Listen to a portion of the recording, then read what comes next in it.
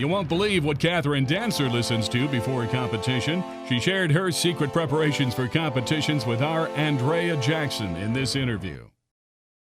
I am here with Kati Dancer. Woodside, California is your home, but you're here in Ocala, Florida this weekend. How's it going? It's fabulous. I'm very happy to be here. We came all the way out with 2 trucks and trailers and made a family vacation out of it to drive right after Christmas and brought the kids along. So it's really a lot of fun to be here. So is this a family hobby? It definitely is. My dad drives, my sister drives, my daughter drives, my husband drives.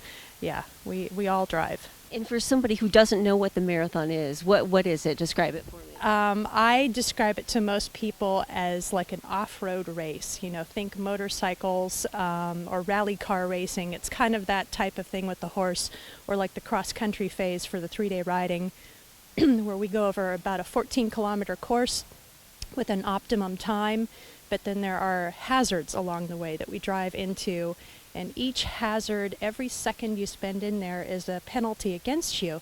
So you go in there like your life depends on it and go screaming around the corners and hope your navigator keeps all the wheels on the ground, and you stay in the carriage and you go screaming out of there. Okay, do you have any rituals or any good luck charms you use before an event? Absolutely. I'm a very superstitious person. I have my lucky socks. I listen to, my daughter laughs, I listen to my angry rap music before I go. Okay, come on. What kind of angry rap music do you listen to? I love this. Unmentionable. Okay. Bad lyrics, the whole 9 yards. Cussing, the whole shebang? Completely. Okay. Yes. Right. The explicit version. The explicit according version, to iTunes. yes. Okay. And then usually I walk the hazards. Each hazard, we go through the course probably 3 or 4 times, and each of those 3 or 4 times we walk each hazard probably 3 or 4 times. So we're covering a lot of ground, and then when I leave each hazard, I turn away from it, and it looks like I'm doing Tai Chi. I'm picturing in my mind how I'm flowing through the route and kind of close my eyes and visualize the whole thing as well. Well, we wish you the best of luck. Enjoy your weekend here at Live Oak. Thank Andrea you very Jackson, much. good luck, Kati. Thank you. We now enter the next phase of this competition, the all-exciting marathon and hazards course. Contrary to what it may look like, this is not a race. Each horse and driver team has an optimum time to complete the 3 legs of the marathon, so a brisk pace of 14 to 15 kilometers per hour is required. The team is penalized for coming in sooner than the prescribed time or later than the prescribed time, so the job of navigator is to keep the driver on a particular pace. This is done with the kilometer markings on the course and timing devices. If you're ahead of your pace on the course, you can back off, and if you're behind your time, well, you need to pick up the pace. The first part of the 3-section marathon course is basically a 7-kilometer drive around the property. This is followed by a 1-kilometer walk section designed to keep an even pace at the walk, but also to drop and normalize the horse's heart rate and respiration in a 1-kilometer controlled walk. The horses are then stopped at the vet check area for a thorough examination by a team of veterinarians and vet techs. This pit stop, if you will, is where the support team waters down the horses to help cool them off, gives the horses a drink, checks harness fit, and makes any adjustments needed. Temperature, heart rate, and respiration are all monitored, and when they have reached acceptable levels, the team's allowed to enter the final section of the marathon course. Another 7-kilometer drive with 7 challenging hazards along the way. Now, if the horses are not deemed ready for the final phase of the marathon, they can be pulled from the competition by the veterinarians. The last leg of the marathon includes the challenges of the hazards, and here's how they are scored. From the time a competitor enters the gate outside the hazard, does the prescribed gates of the hazard in order, and exit the hazard, they are timed and receive penalty points for each second they spend inside the hazard. So speed inside the hazards is essential to keep the penalties as low as possible. The driver is looking for the fastest and most expedient route through the hazard. The driver must navigate the gates in order, A, B, C, D, and so on, and must go through the gate with a red letter on the right side and the white on the left side. Once a gate is completed, it's considered a dead gate, so the driver may come back through it without penalty except for time accrued.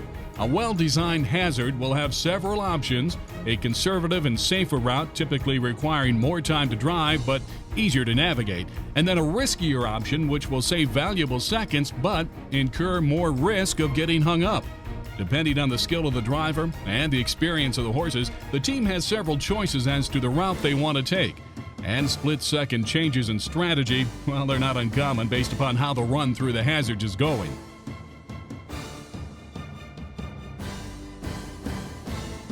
Let's take a look at the final leg of the marathon course. After the horses leave the vet check, they have a short run around the practice field, which brings the team to hazard number 1, Martin's Maze.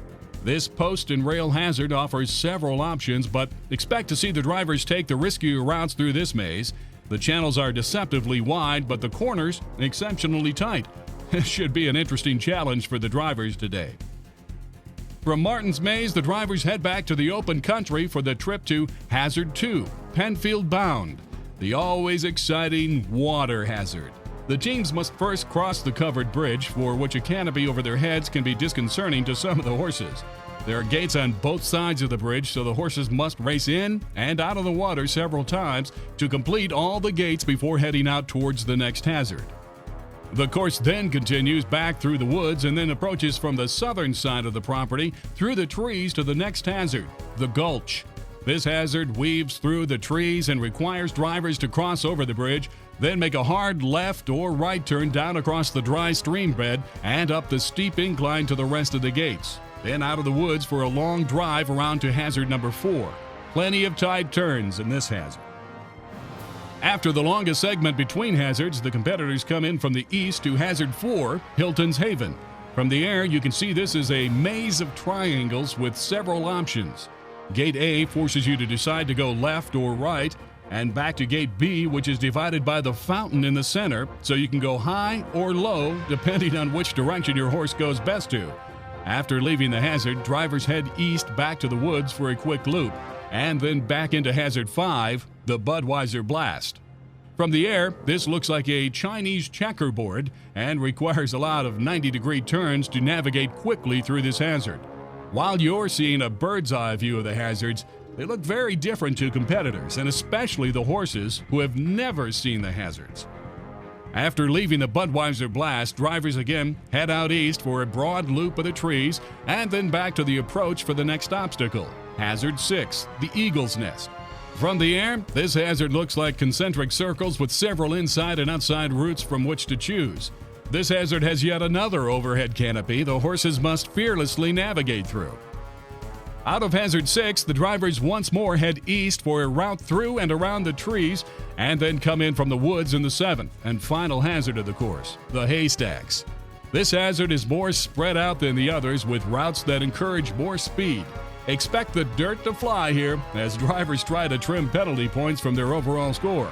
After completing this hazard, the drivers get back on their course and prescribed pace and finish this section of the competition. Once again, they will be vet checked to ensure the well-being of the horses before being put up for the night and before the last phase of the competition.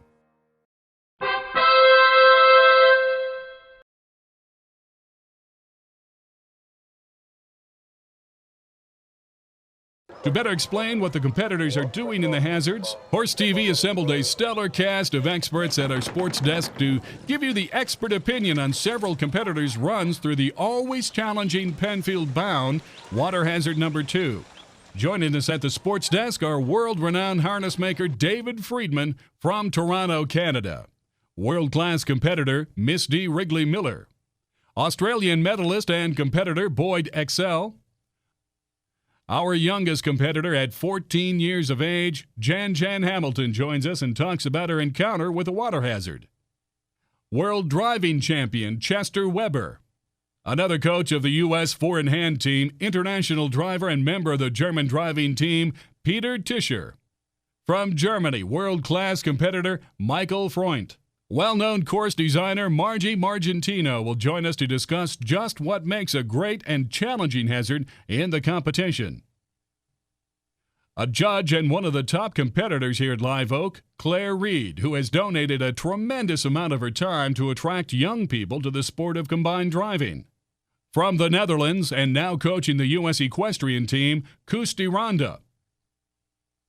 Seasoned competitor Lisa Stroud will also join us to offer her expertise in navigating the hazards and taking on this difficult course.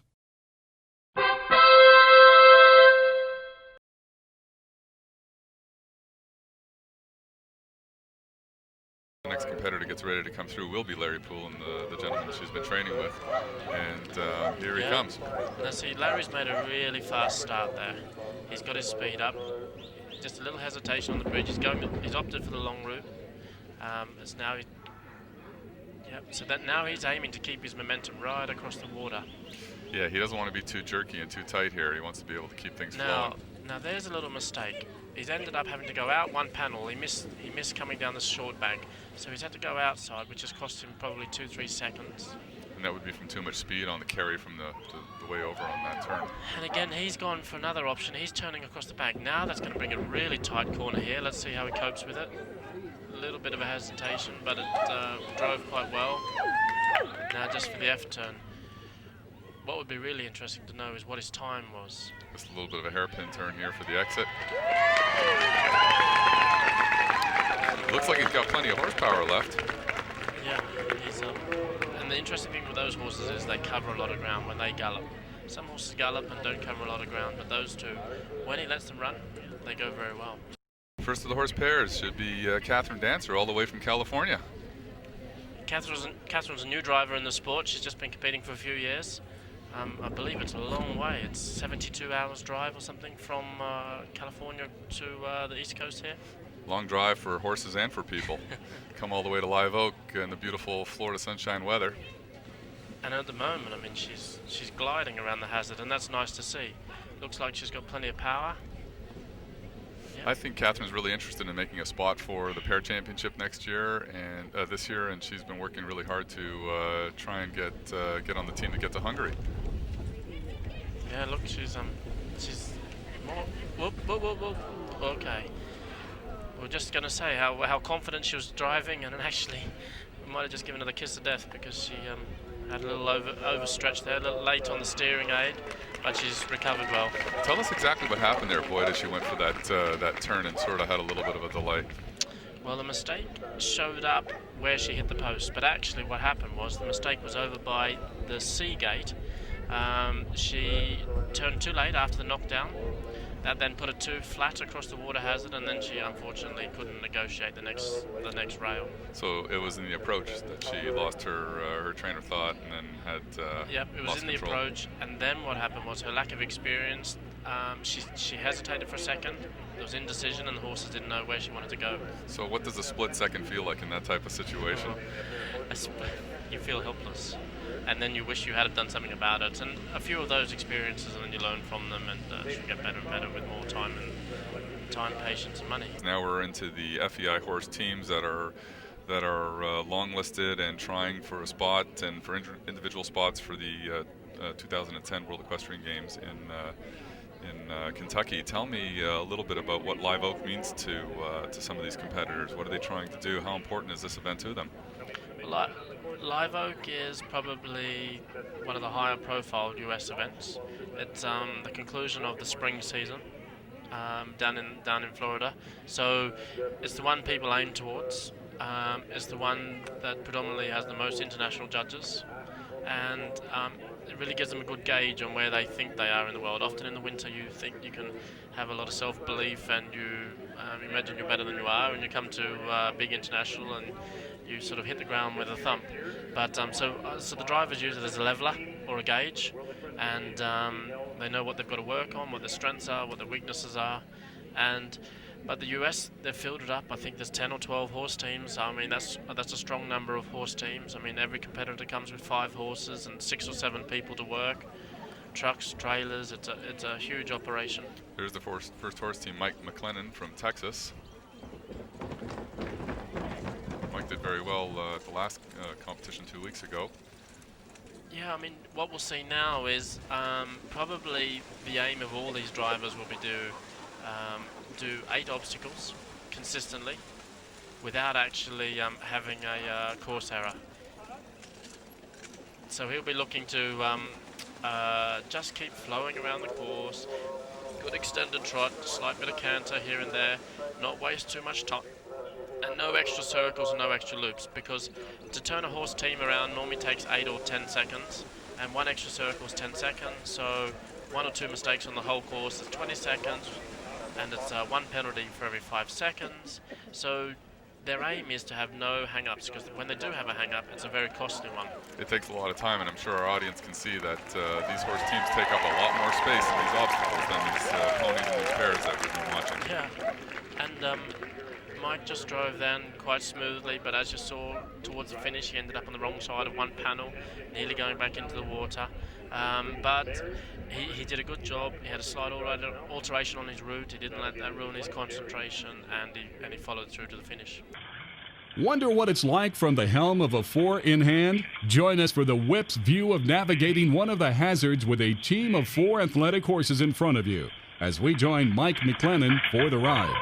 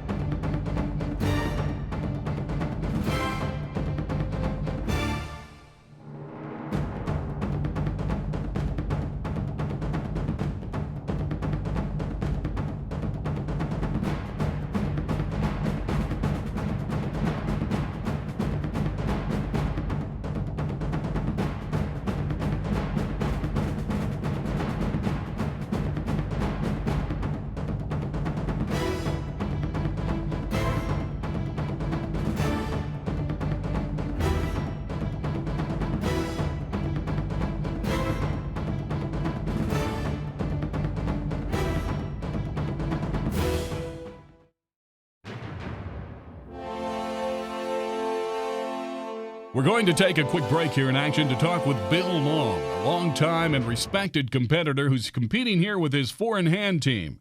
We caught Bill down by hazard number 2, the water hazard, developing his personal strategy. Here at Live Oak, and I'm with Bill Long from North Carolina. Bill? Yeah, Southern Pines, North Carolina. How long have you been doing this this driving? Our first competition was in 1978, so it's been a long time. Okay. A long time of competition, a lot of different horses and a lot of different sponsors, but the sport is still growing. Everybody's still having fun, and that's what I enjoy about it. Everybody's friendly, and everybody's out there trying to help each other. What I have noticed is a lot of the competitors here are, would you say, in the older bracket, although I have noticed a few younger people. Talk to me a little bit about the sport and the efforts that you're making in the sport to introduce the younger crowd and the younger competitors to get involved. We're all the, more or less the older timers, we're all involved with the younger generation, trying to get them enthused about the sport. I do a lot of clinics and training and stuff, and every driver out here is trying to get more young people involved. The sport is growing, but it grows a lot faster when you get the younger group to go ahead with you and help you and do this on their own, and they have a lot of fun. Once they do it once, they're kind of hooked on it because it is a good sport. It's a relatively it's not an easy sport, but it's a sport that you can get into if you want to just drive single and move up to pairs. When you get to the fours, that's a different story because it gets a little more expensive. A lot of people can't afford it right now, but the singles and pairs, they're growing every year, and we hope to get a lot more out from these clinics and all this young group stuff that we're all trying to sponsor and put together. Some of the clinics are sponsored through the USEF, the ADS, the American Driving Society helps out tremendously with the young people, and it's an all-out effort right now just to get them in and to hope that we can get more and more, because we really need the younger generation in this, because if you notice, we have a number of older drivers, but and they're still out there doing it, so the younger people, they get into it, they're going to keep doing it for a long time. If you notice, some of the younger people here are boys and girls mix, and like I said before, if they get involved with this sport, most all the ones I know that I help and train, they all are sticking with it. Even because we have certain age limits that you can compete at and what you can't compete at, and we have but we have the training level and the prelim level. That's where you start, and once you get through that, you move up. When you feel like your horse is ready and you're ready, you can move up and you can go as high as you want, as long as you and the horse can get it done. So a lot of the drivers, they participate in clinics. We set up hazards. We do things similar to what you see here, and have them negotiate them at speeds that whatever they can handle. And because here, this is all advanced drivers mostly here, and an intermediate, and you better be fast to be here. You're going to have to be fast to win here, that's for sure. Bill, thanks very much for your time. We really appreciate it, and good luck this weekend. Okay, thanks a lot.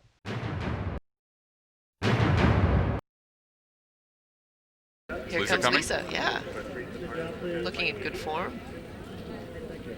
So Lisa coming in here to the water obstacle, competed 2 years ago on the World Pony Four-in-Hand team for the United States of America.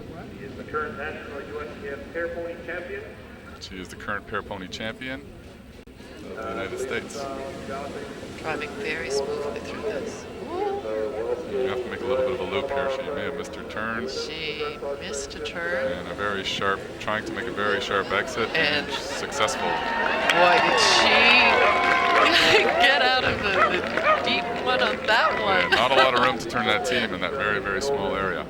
No, it's funny, Lisa and I trained together in Sarasota, and she loves these leaders so much. She says, you know, they know if there's an oops, and they can turn back on themselves, and you just saw exactly that. They knew what they had to do to get Lisa out of that jam. She's driving very well, considering that she had a little bit of a problem there. She's really carrying the speed well. Yeah, you can get flustered.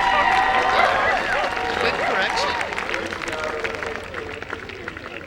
I think it's going to be interesting. We've seen our two pony teams drive through, and now we're going to have some of the singles come through, and it's going to be interesting to see how the drivers that are slated to try and make the cut, or the team for the four-in-hands for the World Equestrian Games, are going to fare through these obstacles.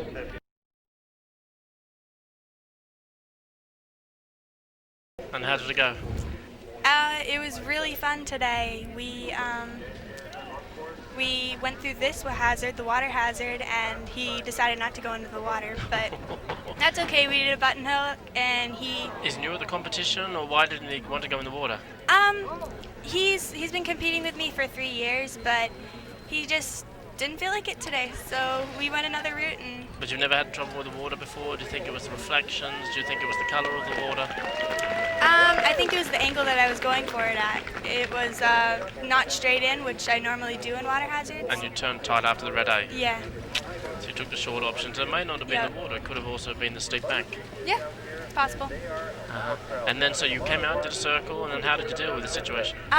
We did a quick left circle, and he went straight in the second time, and we just finished the rest of the hazard, and the rest of the hazard went really smoothly, so I was happy with it. Normally 10, 12 seconds it takes to do a U-turn, so you've saved yourself well there. And the other hazards? The other hazards went well. I hit one knockdown, unfortunately. The gulch is a pretty complicated hazard, and I've watched it for years, but I've never had the chance to drive it before. And that was really exciting. It was also kind of scary. I held my breath the whole way, but it was really fun. And did you take the direct way away, or did you take the intermediate serpentine across the middle? I went neither. Yeah, I went up the bank. Up the ravine? And then down, and then back up. Oh, very good. Yeah. Okay, so you used momentum there to get you through gate A. Yeah, and he was fine with it, because the second time I went down and up again to go to C, and he was... You'd already practiced that route. So it worked well. Awesome. We're going to take a break here and go behind the scenes as we catch up with a family affair here at Live Oak. The entire Hamilton family, Mom, Nifty, Dad, Bus, and daughter Jan Jan, who happens to be the youngest competitor here at Live Oak, talked about what a great family activity this sport is. Over to you, Bernie.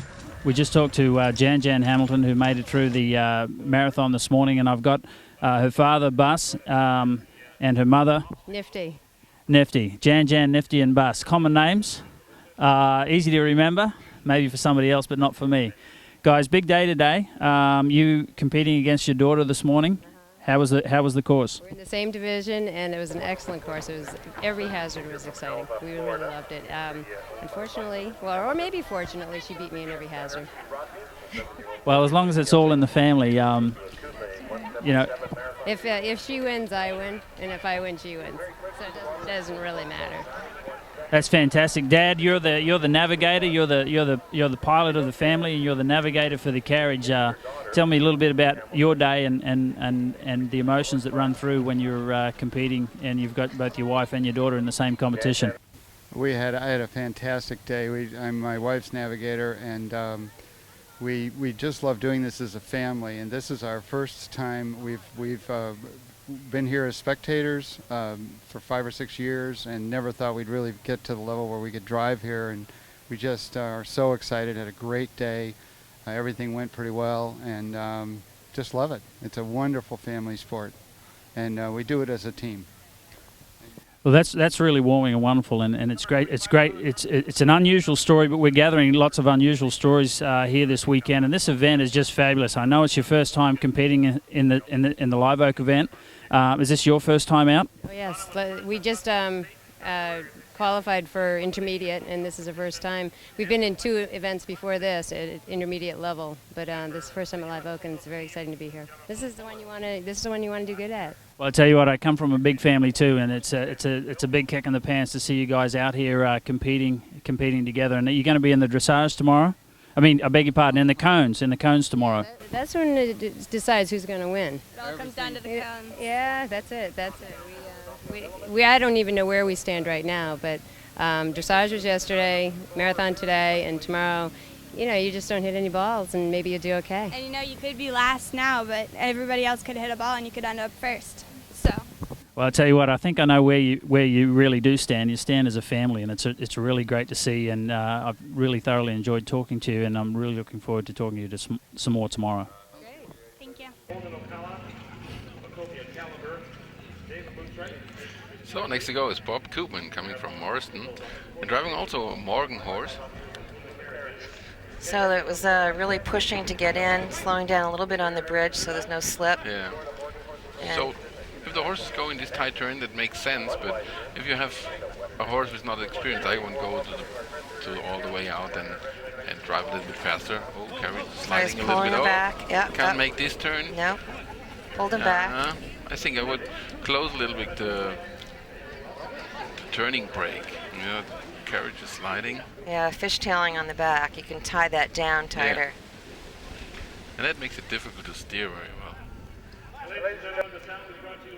Also the tighter route here, huh? Going back through the water. Yeah, horse is not straight when he goes in the water. Doesn't like it. Some of them just don't like it. Now he's a fast horse. Yep. Moving it up.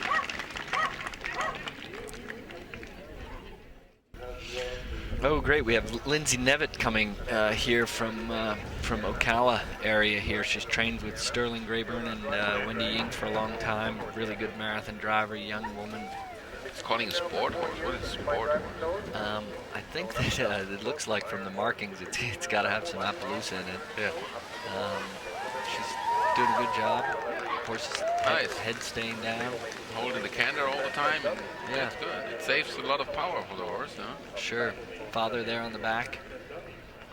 See this turnout always a lot of orange on the carriage. It looks like the horse is resisting a bit, just a little bit there. Oh, but beginning of the turn.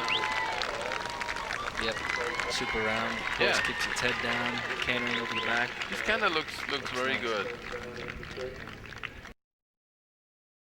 Megan Benz now comes in the hazard. Yeah, I think she's a world champion in the disabled in Graven. Yeah. It goes really fast, Palomino pair. They're going fast into the water, yeah.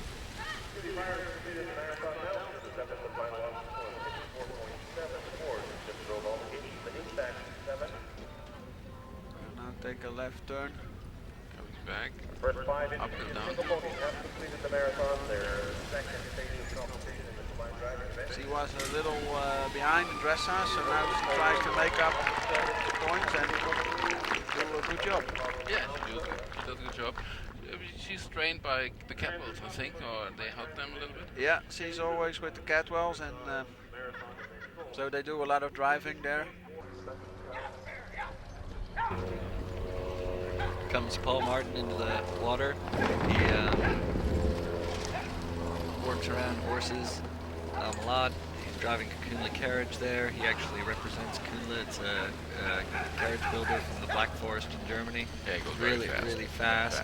Pair working well together. Yeah. Come from a four-in-hand driver in England originally, the pair. You see the groom sometimes reach down there to tighten the fifth wheel brake. That stops the carriage from fishtailing. He's really doing a fantastic job executing the hazard here. It stays out of the horse's way. You can see the Welsh ponies have experience, a lot of experience. They go very fast. Super round. He'll certainly give Megan Bench a run for her money today. Next up, we'll talk with Richard Nichols, who has designed combined driving courses all over the world. Richard tells us about the code of conduct for this competition and how the well-being of the horses is paramount for this event. The rules of combined driving have been developed over many years, and of course uppermost in the rules is what we call the code of conduct. The code of conduct basically deals with the sportsmanship aspect, but above all with the welfare of the horse. The welfare of the horse is key throughout our rules, and that is something we're very strict about across the whole equestrian world, so that we're always looking for the aspect of the welfare of the horse. Under the welfare of the horse issue also, of course, we have a full team of veterinarians at this show, plus the officials. When the horses first arrive, the veterinarians check the horses. We have an inspection to make sure all the horses are sound, and any horse that is found not to be sound is not allowed to continue in the competition. Then throughout the competition, we're keeping an eye on these horses. The veterinarians are always here, and we are checking them throughout the marathon. In the middle of the marathon section, there is a check where the vets check them that they're able to go on, that they are able to, they're fit enough to continue in the marathon. So there's these checks throughout, and at the end of the marathon also they're checked again by the vets. So I can't repeat enough that the welfare of the horse is uppermost in our minds when we're dealing with this sport. Coming up is Ray Fisher from Listowel, Canada, driving a pair of Lipizan. You don't see them too often. Beautiful big white horses. Coming in a little slower than the last pair we just saw. Let's see what turn he makes. So it's the tighter turn. But very fluid, very smooth, very flowing forward motion. We'll stop there though. The water does seem to stop a lot of them, Margie, you know? Yeah, what's happening is they're coming out of the shade of the bridge there, down that ramp, and the sun is on the water on that side, so they're seeing the reflections and that bright glare in the water. Okay, got it, yep. So, and same spot, slow down again, huh? That sun glare will do it. It's just like in 3-day eventing, the riders, and the same with the drivers, have to take and look at the conditions of the obstacle before competition day so that they know what those shade and sun patterns are going to be. Right. But powered out nicely. Very nice up that ramp into the exit. Beautiful job. Don't see the Lipizans, huh? No, they're more common in Europe.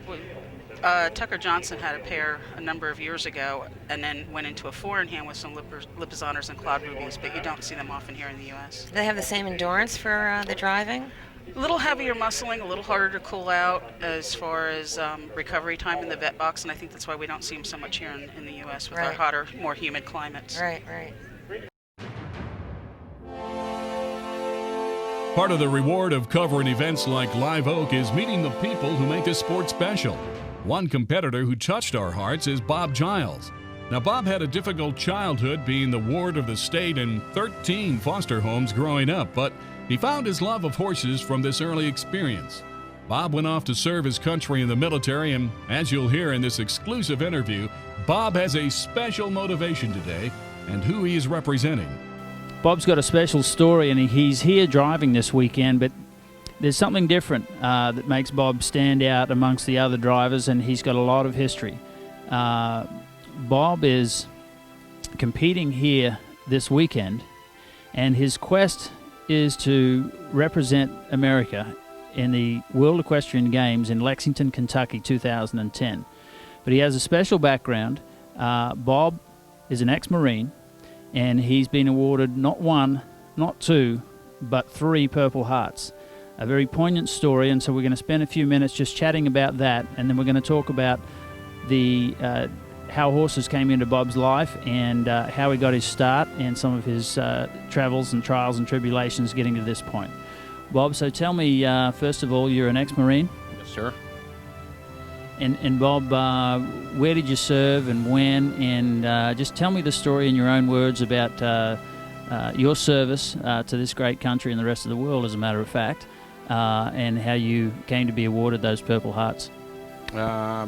I went to Marine Boot Camp in August of '67, went to Vietnam during the Tet Offensive of 1968. I was wounded my first day in a little place called Quai Son. That was with a mortar. The second time, 6 months later, I was wounded with a rocket went off behind me in Compiègne. And then the last time I was wounded was September 18th, '68, in a little place called the Rock Pile. It was a siege of 66 days, and a lot of good men still over there. I learned to drive Achenbach, which means in hand, because my elbow was shattered in Vietnam and I can't open these fingers. So by driving with the left hand, it allowed me to go into the arena with the likes of Chester Weber and all the greats in the driving world. But it is a form of driving. It just happened to work magnificently for me. But I just want to get the point across to other disabled veterans out there that don't get discouraged. Get out there, do something. You know, if you have a dream, if you have a love, follow it. Don't let your disabilities get in the way. Live Oak is obviously a very prestigious event, one of the national, if not international, landmark destinations, if you will, for driving. Driving is becoming ever more popular. The 2010 World Equestrian Games are coming up. They're going to be held in Lexington, Kentucky on American soil for the first time. Tell me a little bit about how you feel about that and what your aspirations are in that regard. Well, my aspirations is to make the cut with, I have a 4-in-hand of Andalusians. We're trying to make the team. We have a wonderful, wonderful coach in Peter Tischke from Germany, doing a wonderful job. He's very kind to the horses, encouraging to the drivers, just doing a great, great job. And if you just do what he says, I've seen great improvement in every team that's been under him. Just a wonderful man. Well, you're clearly a guy that's shown to have some resilience and some staying power, obviously, with your history. Tell me a little bit about how you got involved in driving and a little bit about that journey. Well, I grew up in the state of Maine. I was a ward of the state. I had 13 different foster homes growing up, and every farm always had draft horses because back in those days, the 50s and 60s, they couldn't afford tractors. So there was always a draft horse waiting for me, and every horse that I've met in my life, I've never had one lie to me, cheat me out of $1, not be glad to see me, and everyone would gladly give me their life. Very humbling existence. Horse never lets you down. I have a young team. They've only been together for a month. It's a mother and son. The mother is 16, Hanoverian, and the son is 5 years old. Like I said, they've been together for a month. They're doing a wonderful job for me. A beautiful pair. They travel well together. They love each other to death naturally, and I'm very excited to have them in front of me and very thankful to Little Everglades Ranch, Bob and Sharon Blanchard, and the ranch manager, Katie Karras, for giving me the opportunity to represent them.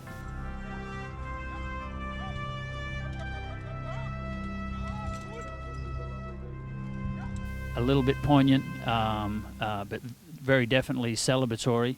This country was built on the back of a horse, but it was also built on the backs of the men and women that went overseas in services of all kind. and you're one of them. And I really appreciate you being here and speaking with us this weekend. And we're going to be really excited to watch you go through the marathons and the rest of the contest this weekend. Thank you. And the last thing I'd like to say is, if you ever have a chance to visit the wall in Washington, D.C., and the 58,000 names that are on it, for them and all the other wars that are being fought, police actions, whatever, thank you for taking the time for noticing. Well, thanks for giving us the privilege and giving us the time for noticing. Before we close out, tell me a little bit more about your hopes and dreams for the World Equestrian Games in 2010. I understand you'd like to take a team of Andalusian horses to the Games. Is that right? Yes, sir. I would, of course. Today economy, it's always a question of money, trying to find a sponsor to back you. But I have picked the Andalusians because for centuries they've been brave enough to go into a ring with a 1-ton bull with 8 feet of sharp horns. So I figure that they can, doing CDEs, will be a snap. But they are very courageous, very forward, very quick. And I think being a little smaller, that we can get around into the hazards maybe a little quicker than the rest of them. So, we're going to give it a great shot and see what happens. And I think you and the Andalusians are going to make a great match. And I tell you what, I know 58,000 people that'll be rooting for you on that wall in Washington, and I know that any man and woman vet in this country and overseas, hopefully going to follow your story, and we'll be rooting for you all the way to the Games and beyond, I hope. Okay, thank you, sir. Thank you very much.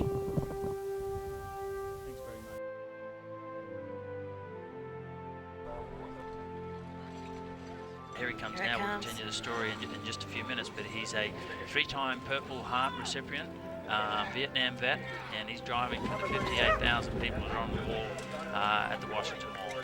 Good for him. Beautiful pair of horses. Really wonderful. Patriotic colors. Yes. Well, red, white, suits, blue. Great to see. Yeah, good for him.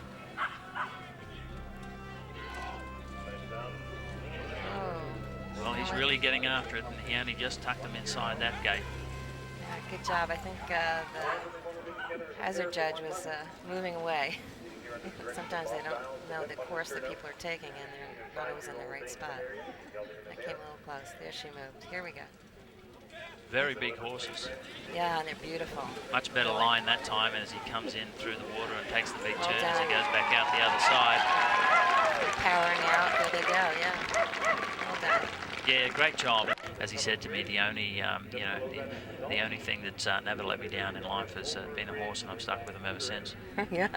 Well, a lot of care goes into the horse. A lot of people that are interested in any equestrian sport spend a lot of time with their animals. Sure. And I think that maybe became part of his family.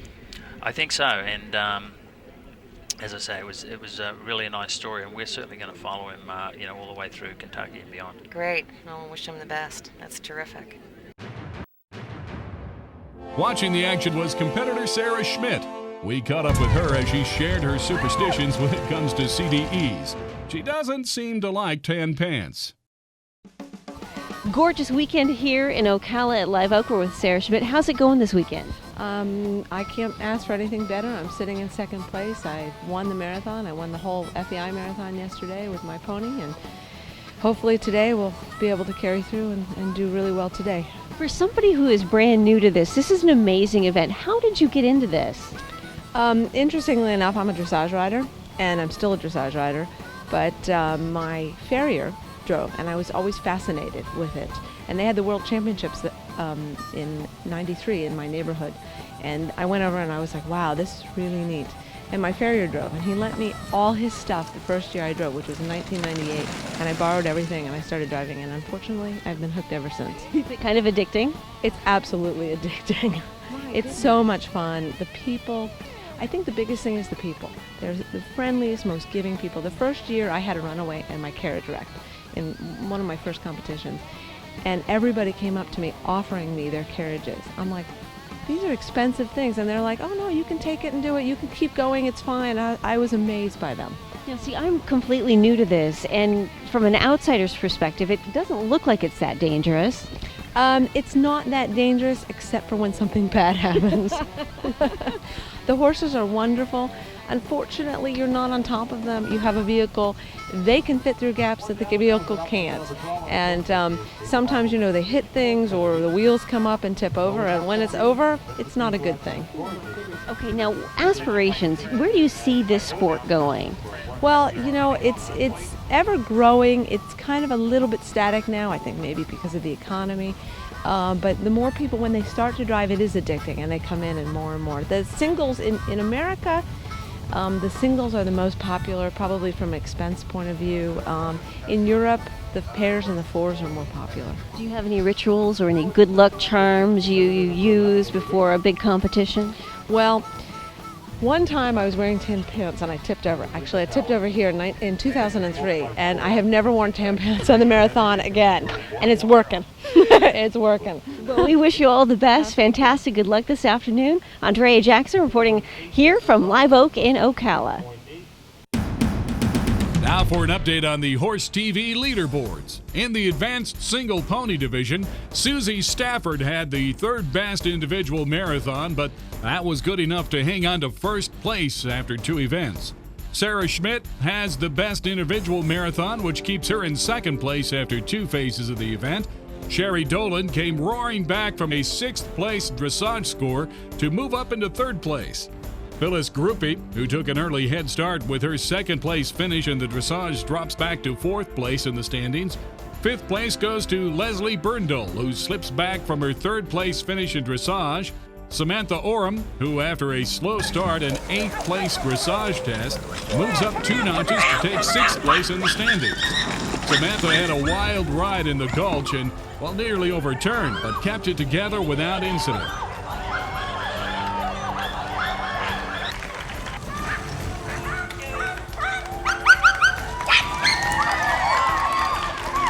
Dale Gova stays in 7th place. She was 7th in dressage, had the 7th personal best in marathon, and hangs in 7th place. I think we see a pattern here. Pixie Keating, who scored 5th best in dressage, slides back to 8th place after the marathon. For Leslie Greenwald, this isn't her day. After a slow start in 9th position after dressage, Leslie lost a wheel in a hard turn at the water hazard and has withdrawn from the competition. But everything comes out okay as her horse ran into a crowd of trained equestrians who knew what to do. Fortunately, horse, driver, and navigator are all okay. On to the advanced pair ponies. Tracy Morgan scored 2nd best in the individual marathon, but her excellent dressage score enables her to keep her number 1 position in the standings. Boots Wright maintains her 2nd place position. Miranda Cadwell moves up a notch from a 4th place dressage finish to 3rd place after 2 events, while Jennifer Matheson slides back to 4th place after coming in 3rd in dressage. Katie Whaley stays even in 5th place. Only 14 points separates the top and bottom of this leaderboard as we move into the final phase of the competition. In advanced pony teams, we have Allison Stroud and Elizabeth Keithley maintaining their 1st and 2nd place positions. Allison had an excellent individual score of 87.20 in marathon, keeping her in 1st place. Elizabeth incurred 100.09 penalty points in marathon to stay in 2nd place. After 2 phases, Elizabeth trails Allison by about 25 points. But anything can happen in Cones as we watch these two battle it out for the honors this weekend. Moving on to advanced single horse, Robin Groves moves into the 1st place slot with the best individual marathon run. Sherry Lauer slides back 1 notch into 2nd place, but just 4 points separate these two. Donna Crookston stays even, holding on to her 3rd place slot. Margis Becker stays even as well in 4th place, and Bill Allen holds even again in 5th place. Bill Peacock moves up 1 from his 7th place dressage finish to finish 6th after 2 events. And David Schneider slides back 1 place from 6th after dressage to 7th after marathon. Interesting dynamic taking place in the advanced pair horse division, with only about 7 penalty points separating the top and bottom of the individual performances in marathon. Everyone in this division has maintained their same position in the standings. Larry Poulin maintains the lead, followed by Keedy Cadwell. Lisa Singer holds even in third position, followed by Fritz Gruppe in fourth. Catherine Dancer, representing Germany, sits in fifth position, and Alan Olson, while having third best individual marathon, remains in sixth place at the end of 2 events. We move now to the FEI Advanced Horse Teams Leaderboard, where Chester Weber, after an amazing 43.52 dressage score, comes through with the best individual marathon to maintain a 32-point lead over Jimmy Fairclough, who came storming back from his 7th place dressage test to move into 2nd place. We told you how things can change quickly in this event. 3rd place goes to David Saunders, who moves up a notch from his 4th place finish in dressage. Anna Norden, representing Sweden, slides back 1 notch from her 3rd place dressage test to take 4th place after 2 events. Gavin Robson, representing Australia, slides back 3 places from 2nd in dressage to 5th place after marathon. Mike McLennan of Team Texas moves up a notch into 6th place after 2 events, and Deb Lauderrout from Canada moves up 3 places from 10th to 7th place. Casey Zubek is on the warpath as he moves up from 11th place in dressage to take 8th place after marathon. Gary Stover, who was in 6th place after dressage, slides back into 9th place after marathon. Cindy O'Reilly moves up 2 notches into 10th place after the marathon. Bill Long, one of the icons of this sport, withdrew after an accident in Hazard 1. Bill Long's navigator was flung into a post in Hazard 1 and was unable to continue, and Bill withdrew from the competition.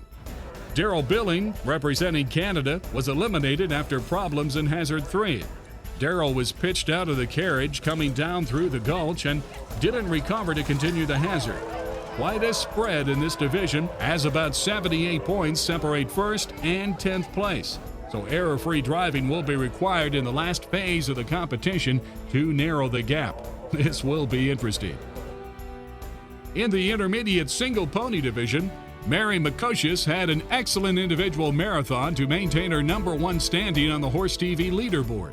Vivian Cray also holds on to her slot in 2nd place after 2 events, followed by Muffy Seaton, who moves up a notch into 3rd place. 4th place goes to Janelle Marshall, who slides back a notch from her 3rd place finish after dressage. 5th place goes to Donna Love, moving up 2 positions. 6th place goes to Sybil Humphreys, who drops back 4 positions from her excellent 2nd place dressage test, but no one is counting her out just yet.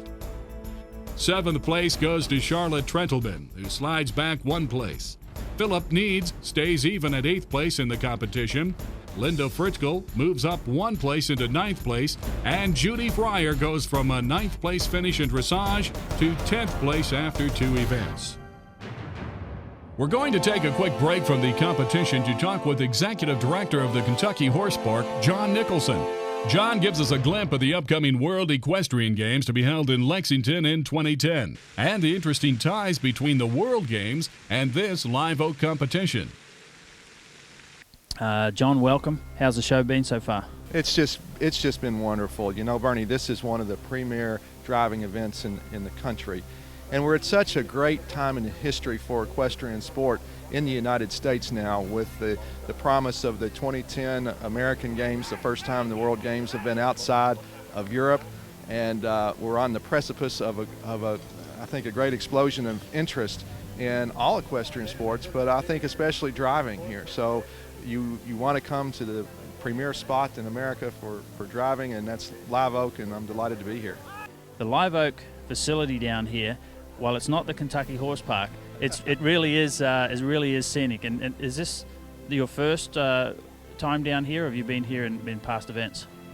Bernie, I've been here before, and the leadership here, when you start with Chester Weber, the great course designer, Richard Nichols, and Susan Gillian, and the entire management team, is really premier. And so we began discussing with them their participation in the 2010 Kentucky World Games, the Alltech FEI World Games, because we really needed the best and the brightest to take advantage of this singular opportunity for American equestrian sport. So they are going to be the management team. They're going to be the same group that's running this magnificent Live Oak event will be the team that will be in charge of the Kentucky event in 2010, and I think that's very exciting.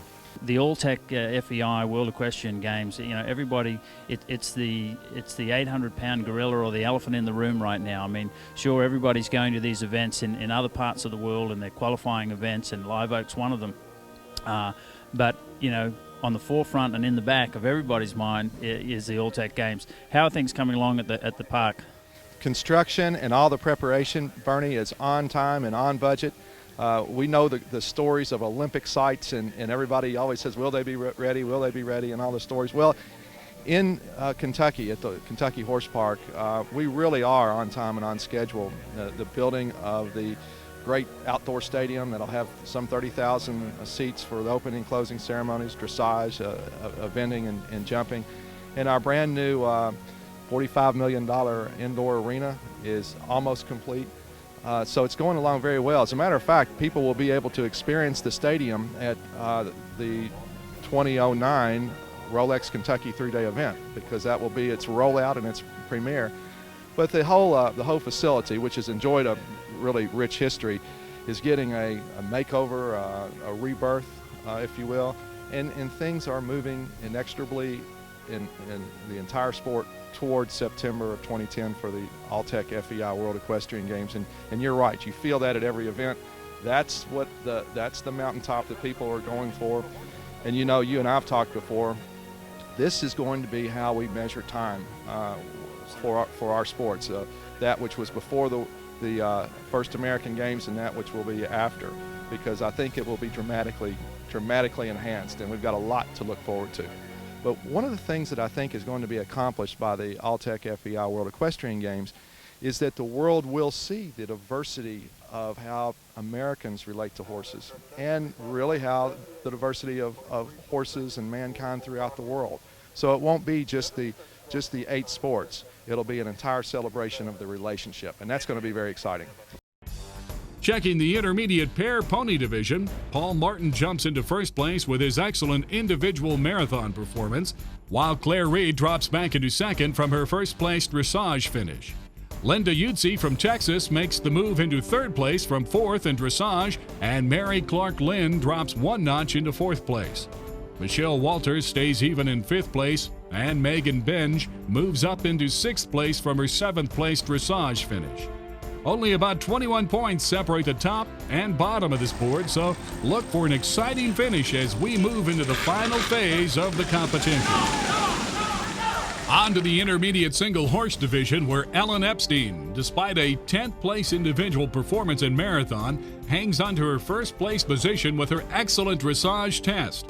Marcy Quist stays even at second place, while Bob Koopman comes roaring back from a 7th place dressage test to take on the 3rd place finish after 2 events. I think Bob has set his sights on a blue ribbon this weekend. Olaf Larsson, representing Sweden, maintains his 4th place position. Margie Cox stays even with her 5th place slot. Jan Hamilton makes her move up the leaderboard, jumping from 9th place to 6th place as the youngest competitor in this weekend's event. Linda Jowers slides back 1 slot into 7th place. 8th place goes to Jacob Arnold, who placed 6th in dressage. 9th place goes to Nifty Hamilton, who drops way back from a 3rd place dressage finish. She can't be happy about that, but we'll see what Nifty does in the cones phase. Kent Brownridge stays even in 10th place, as does Lindsay Nevitt, holding in 11th place. And Wilson Groves stays even in 12th place. Checking in with the intermediate pair horse division, Miss D. Wrigley Miller holds on to her first place slot. Miss D had a 3rd place personal finish in marathon, but her excellent dressage score to start the competition holds her in first place. Ray Fisher had the best individual marathon, but penalties in the dressage test keep him in 2nd place in this division.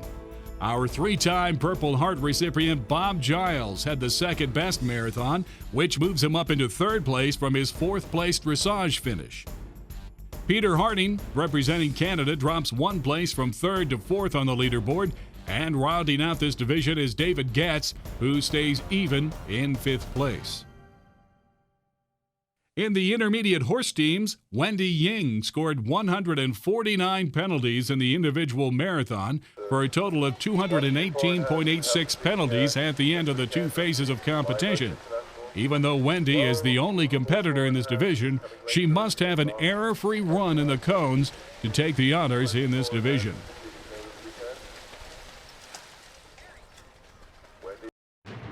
Time for another look at what makes this event special in our behind-the-scenes special report. Andrea Jackson caught up with what could be called the spirit and backbone of the Live Oak CDE, principal organizer Susan Gilliland, who has been spearheading the event for 17 years to make it the premier combined driving event in North America. Susan talks about what it takes to put this event together and a number of interesting records set this year. I am here with the event director of this incredible event this weekend at Live Oak. This is Susan Gilliland. What do you think about the event so far this weekend? The event's gone very well this weekend. We have a record number of spectators, a record number of FEI horse four-in-hands, getting ready for the World Equestrian Games in Lexington, Kentucky in 2010. How long have you been doing this? This is our 17th year at Live Oak. I know. This is a really neat event. This is the first time I've ever seen anything like this. It's been an interesting experience. How do you explain this to the average person who's never been to one of these? Well, it's very elegant. 2 phases of the competition are in formal attire. That's our dressage competition and the obstacle competition. And yesterday we had the cross-country marathon.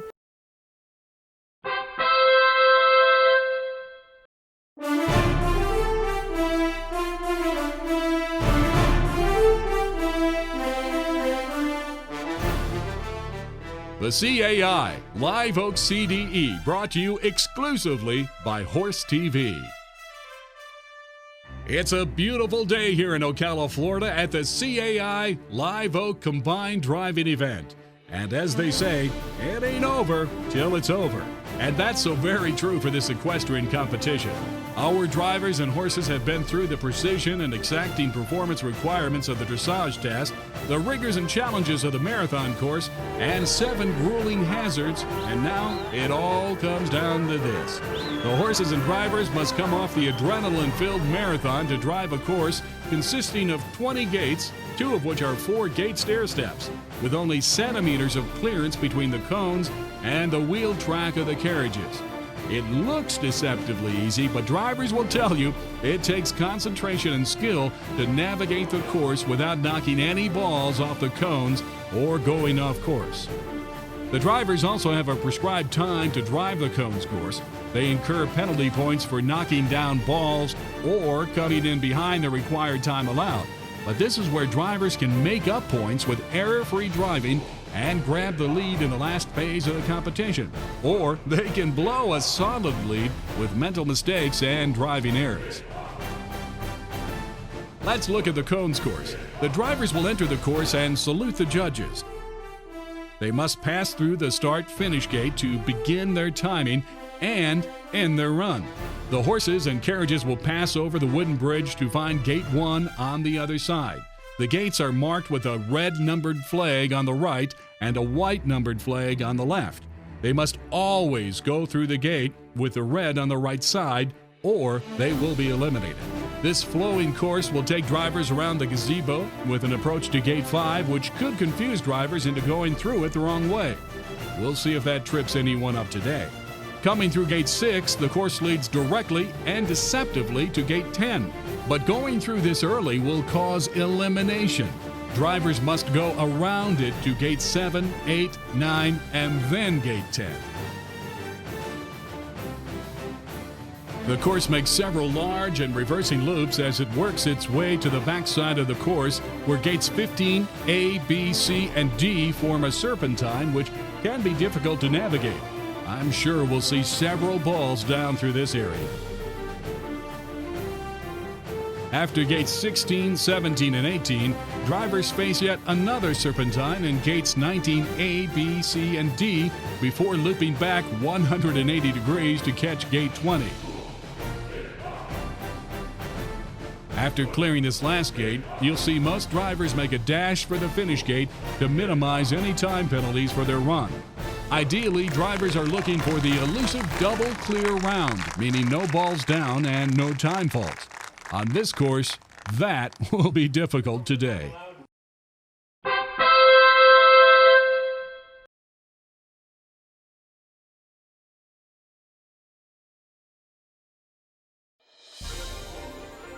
We start off the action in the intermediate single pony division, where Mary Matkosius took an early lead with her 47.20 dressage score and never let go. She had the best individual marathon, which kept her in the lead position, and garnered only 6 penalty points in her cones run to keep her atop the Horse TV leaderboard and her division. She spoke with Horse TV's Andrea Jackson about her day. We are here with Mary Matkosius. Congratulations. Thank you. Okay, tell me about your weekend. What has it been like here for you? Well, this is a wonderful show. This is one of my most favorite shows to come to. It's a lovely facility. The volunteers are wonderful. I have a really good time. It takes me 2 days to drive down to come to this competition, and it's well worth it. I always count on it, and it's part of my show schedule. Let me just tell you, the hat is fantastic. Thank you. I bought it here at this show. It's a new hat for a new outfit. Okay, was that a lucky charm for you? Perhaps. Perhaps. We were very fortunate this weekend. Okay, now tell me about preparing for something like this. Do you have any lucky charms or any particular rituals or good luck something or another that you keep by you before you head out there? No, my best lucky charm is the trainers that I get to work with. I was very fortunate the last 2 weeks. I had Robin Groves, who was driving an advanced single horse, work with my pony for the last 2 weeks for me. I also trained with some other, Lisa Singer, Sharon Chess, and I'm not superstitious per se, but I just am very lucky in how we have a wonderful pony and some great trainers to work with. How long have you been doing this?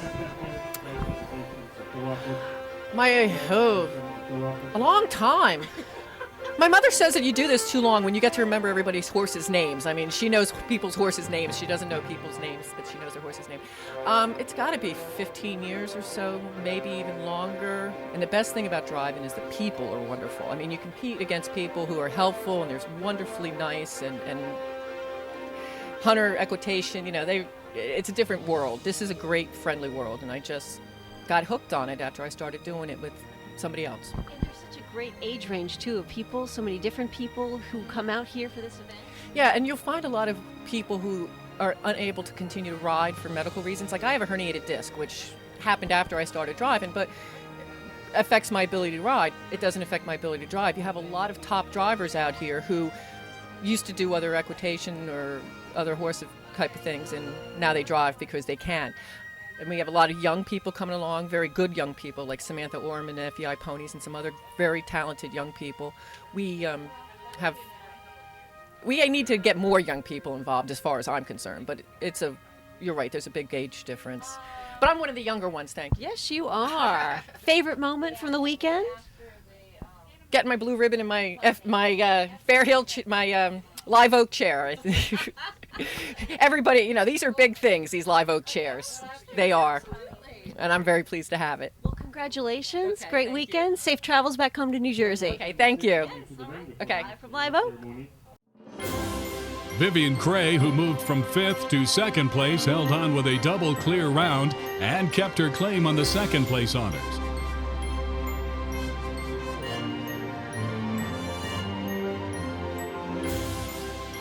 Janelle Marshall, representing Australia, took an early lead with a 3rd place dressage finish, slipped back a notch after marathon, but another double clear round pushed her back into 3rd place for her division.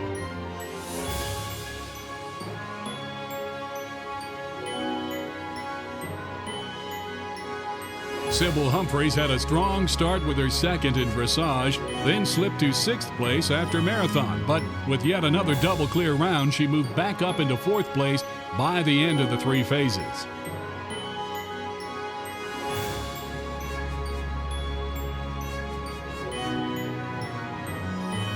Charlotte Trentelman had a disappointing dressage test that placed her back in 6th place. A 7th place finish after marathon, but a double clear round in cones moved her up 2 notches into a 5th place finish for the event. Philip Need started off with an 8th place start in dressage, and while he had a 4th place individual best in marathon, he couldn't break out of 8th place after marathon. Picking up just 9 penalty points in his cones course, Philip takes home a respectable 6th place for the event. Judy Fryer had a slow start with a 9th place start in dressage and was carrying 10th place at the end of the 2 phases of competition. But her double clear round in cones elevated her into 7th place overall. Donna Love probably didn't have her best outing at Live Oak as she started in 7th place in dressage with lots of ground to make up.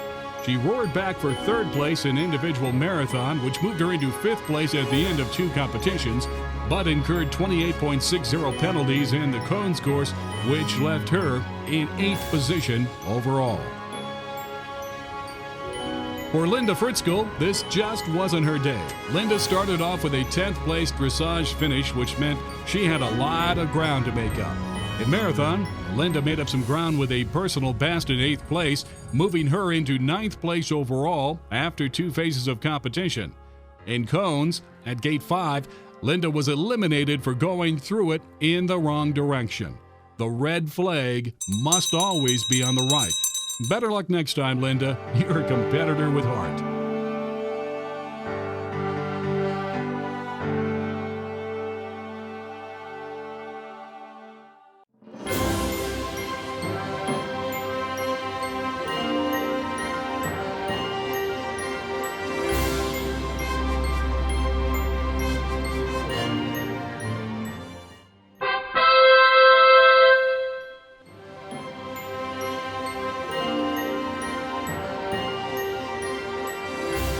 Speaking of heart, lots of action in the intermediate paired ponies division as Paul Martin scoring 2nd in dressage, 1st in individual marathon, which moved him into 1st place prior to cones, hits the cones course. He's 14 points ahead of Claire Reed, so all he has to do is a relatively clean round to take top honors today in his division.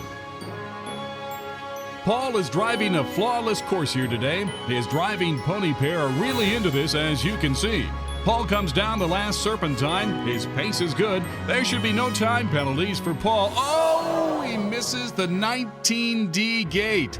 I don't think he realizes that he missed it. He goes through gate 20 and is on the last dash for the finish line, and there's the elimination bell. I don't think he realizes he missed the gate.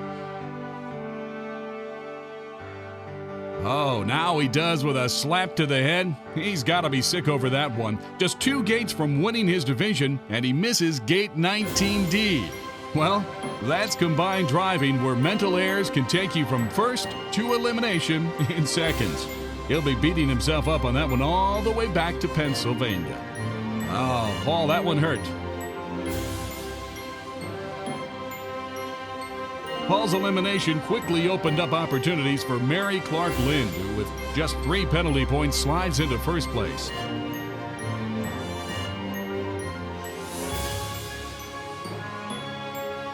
Linda Utzi had 12 penalty points in her run, but that was still good enough for a 2nd place overall finish for the event.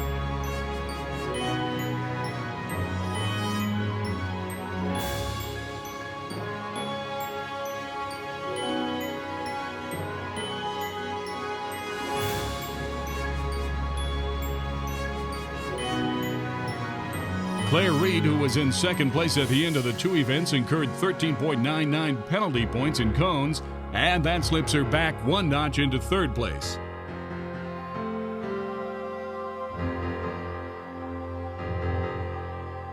Michelle Walters had a good run in cones with just 3 penalty points, and that moved her from 5th after the first 2 phases to an overall 4th place finish.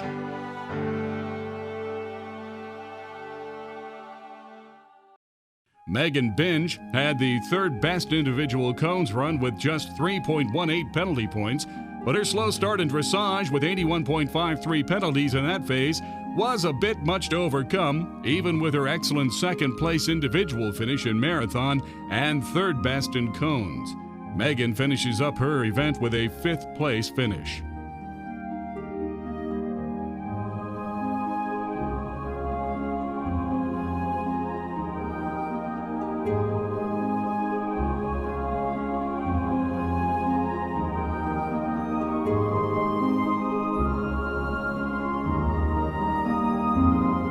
Lots of action in the intermediate single horse division as Bob Koopman continues his stellar rise from a 7th place early start in dressage to 3rd at the end of 2 events, and he caps it with a double clear round and 0 penalties to capture 1st place for his division. Andrea Jackson caught up with Bob after his win to reflect on the event. We are here at Live Oak with the winner of the first category, Bob Koopman from Massachusetts. Congratulations, Bob. Thank you. Thank you. How's it been going this weekend? It's been going great. We had not such a stellar dressage, but we had a great marathon. We won the marathon, and now we won the cones today. The course on the marathon is very difficult, especially in the gulch and in the water. It's very trying on the horse. And the cones course was probably one of the most difficult cones courses I've had. And I can see why I went from 3rd right up to winning it. We were all very, very close. We were all 129 points in the top 3. And so all we needed was somebody to make just a little mistake, and we won. But it's very difficult, and we want to thank the Weber family for putting this on. We love coming down here to Florida. It's probably the best event in combined driving in the United States, and so we look forward to it every year. And it takes a lot of training on the horse. We start really getting together in December and training the horse for conditioning, because this sport was started by Prince Philip in England in 1967. To see who had the all-around horse. It's like a triathlon for a horse. So it's first day is very precise in the dressage. The next day you have an athlete, a marathon, and then the last day in the cones you must be very precise to go through the cones. We're talking about all age ranges here, because you're competing with some junior high people. Do I understand that correctly? Some teenagers versus you? That's correct. We have a couple that finished in the top 6 today. There's Jan Hamilton, she's from Fort Myers area, and Arnold Jacobs, he's from North Carolina. They're both in their teens, and of course I'm on Medicare at 65. So it's a great sport that we can all compete against each other and have fun, and we can all do well and work well. And then we started really in New England with a sleigh competition. They call it sleigh rallies. And we were the New England champion for a number of years in the sleigh because we were so persistent. And we do cones in the sleigh. And so it's very, very, I miss that, because now I come down to Florida in December, unless they have an early one.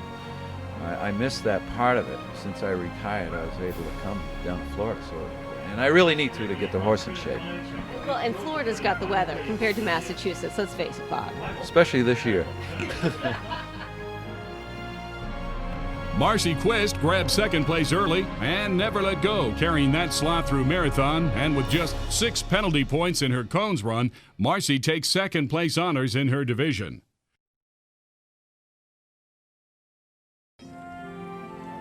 Olof Larsson, representing Sweden, had a good start with a 4th place slot after dressage, maintained his 4th place position after marathon, and with just 6 penalties in cones, finishes up the day in 3rd place.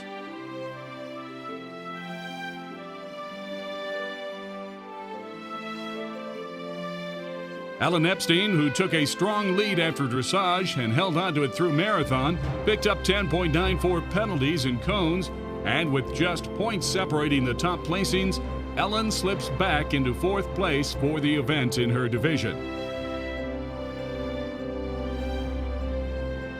Jan Hamilton, our youngest competitor at just 14 years old, started off slowly in 9th place after dressage, but kept the dusty side down as she placed 2nd in personal best in marathon, which moved her up into 6th place after marathon. Almost taking a clear round, Jan added just 3 penalty points to finish a very respectable 5th place in this grueling competition. Nice work, Jan. We'll be watching for you in the future. Jacob Arnold, another young competitor, started off in 6th place in dressage, then slipped back to 8th place after a disappointing marathon run, but he came back and added only 3 penalty points with some precision driving in the cones course and finished in 6th place overall. Nice work, Jacob. Nifty Hamilton, who happens to be Jan Jan's mom, started off strong with a third-place finish in dressage, but had an 11th-place personal best in marathon, which dropped her 6 slots into 9th position. Needing to make up some ground in cones, Nifty got the job done with just 6 penalties in cones, which elevated her as high as 7th place.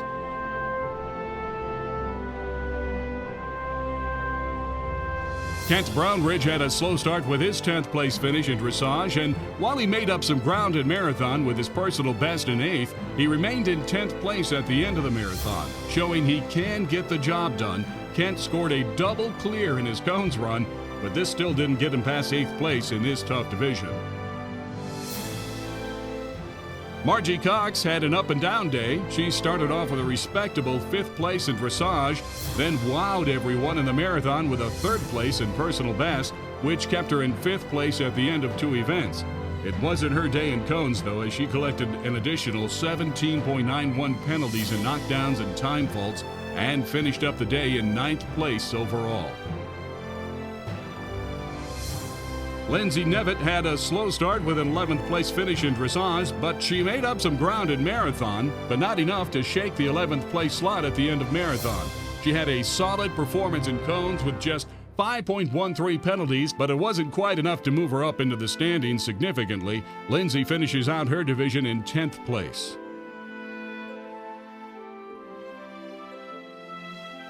Wilson Groves didn't have his best event as he got off to a slow start in dressage with a 12th place finish. Needing to make up some lost ground, Wilson had problems with the marathon course as well and remained in 12th place at the end of the 2 events. On the cones course, Wilson came out of gate 4 and seemed confused as to his approach on gate 5, but navigated it successfully after making a correction.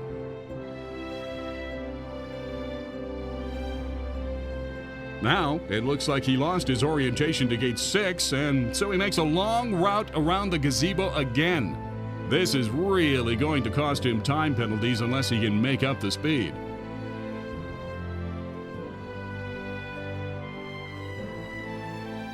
He's back on track and makes his way through gate 6, 7, 8, 9, 10.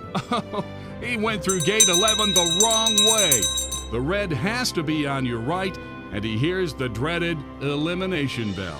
Sorry, Wilson. Better luck next time. Linda Jowers, who placed 8th after dressage, had a fine 4th place personal best in marathon, which placed her in 7th place at the end of 2 events. Completely missed the start-finish gate and incurred elimination.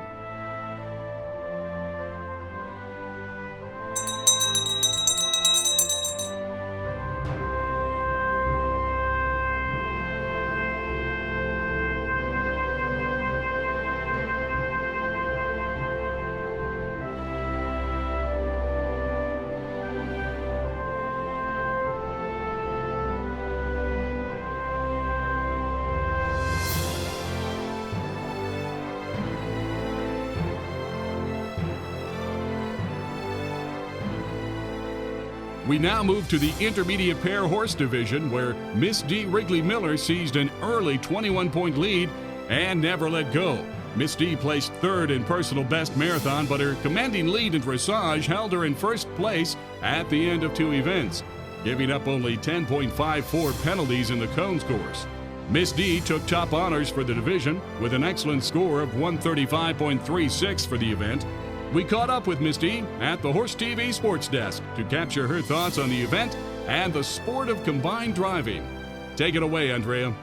We are here at Live Oak International with Misty Wrigley Miller. Congratulations, you just had quite a day out there.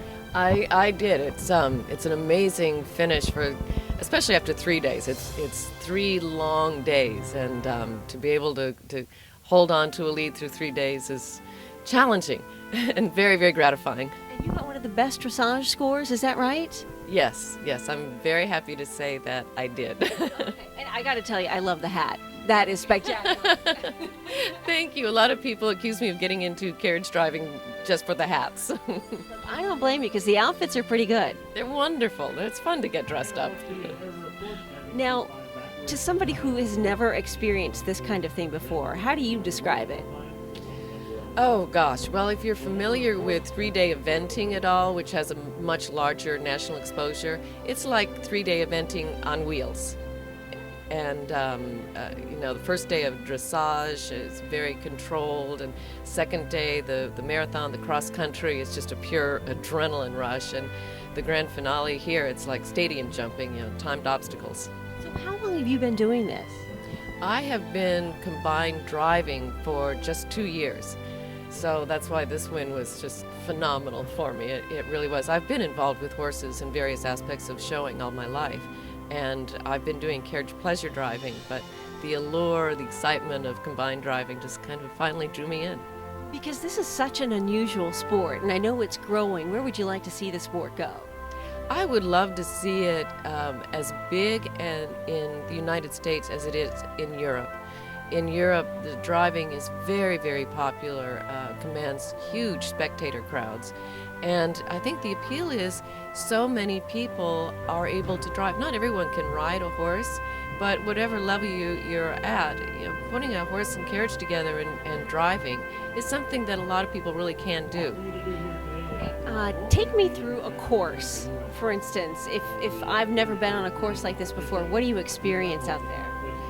The cones course is sometimes you feel a little bit that the designer is trying to trick the drivers and really, really testing their ability and their horse's ability, because not only do you have to memorize all of these cones after 2 long days of memorization, and you wake up very early in the morning and you see this course for the first time and you have the ability to walk it, but then and this course especially was very, very tricky. The cones were set at just an off angle, so if you didn't approach them just right, take an extra little, a half halt on your left rein, you'd have a ball down. So it's a very challenging course, a lot like a stadium jumping course, that you have to approach each fence, the proper strides out, and straight onto it.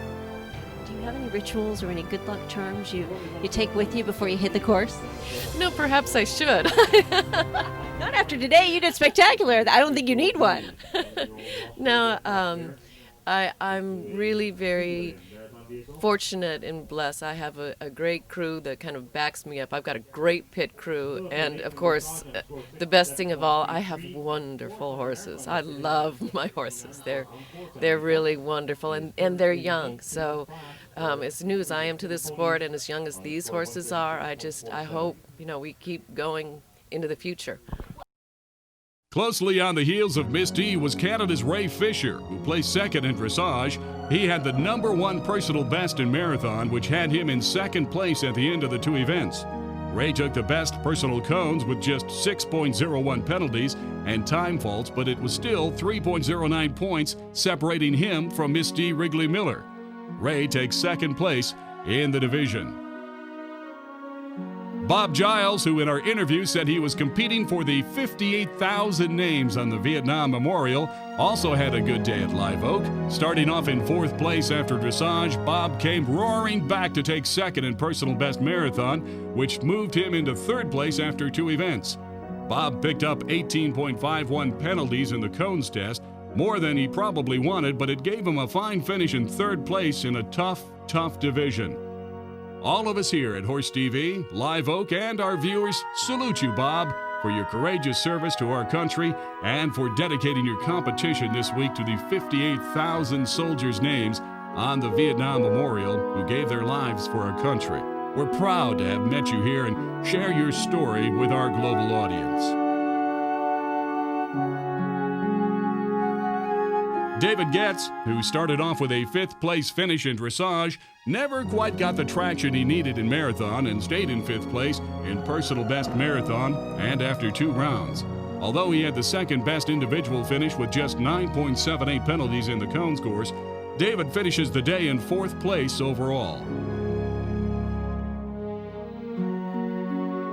Peter Harding, representing Canada, had a respectable 3rd place finish in dressage and was in 4th place after marathon, but didn't make it to the last phase of cones as he was eliminated in one of the hazards during the marathon.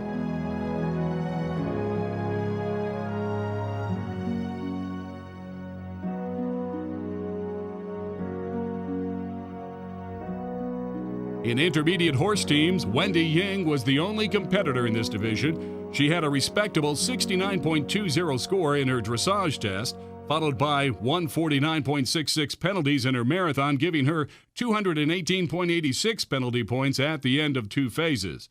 All she needs is an error-free round to capture the honors for her division. Wendy is having a pretty good run here, just 2 balls down so far for 6 penalty points. She's working her way down the gate 19 serpentine nicely, and her leaders overshot the approach to 19D, and she stops. They're straddling the cones.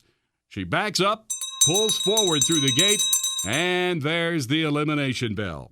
The rules state she must circle and reapproach the cones if she misses a gate. She cannot back up and pull through the gate. She's got to be sick about that one.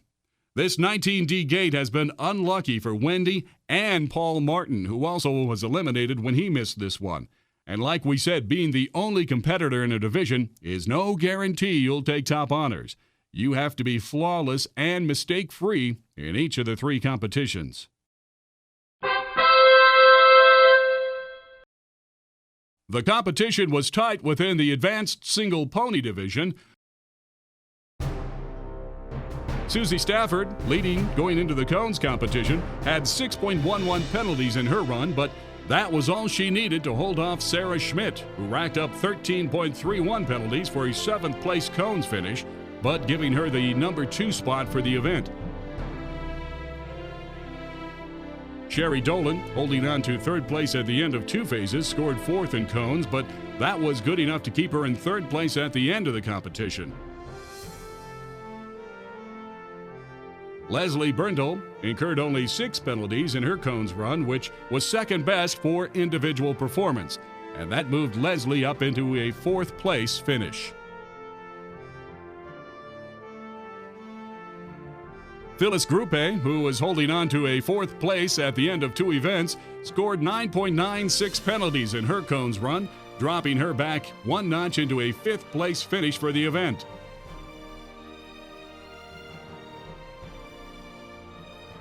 Although her 8th place finish in dressage was disappointing, Samantha Oram showed why she will be one of the future greats in this sport, as Sammy, with her Haflinger pony, scored the only double clear round in her division, giving her 1st place in the cones competition, but only elevating her to a 6th place finish overall. Samantha's early success in this sport shows why it is a great activity for young equestrians to become involved in. She'll be one to watch in future competitions.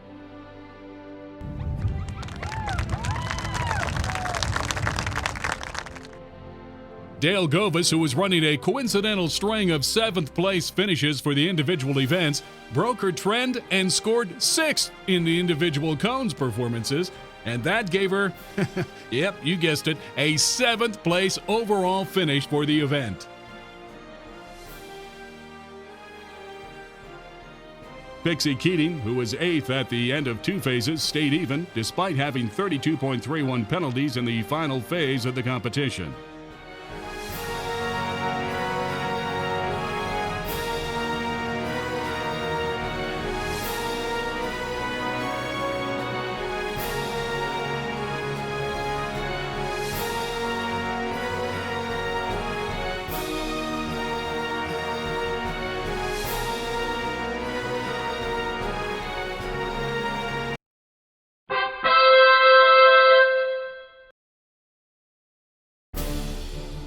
The advanced pair pony division saw Tracy Morgan hang on to her 11-point lead to capture 1st place overall in her division with just 5.92 penalties in cones.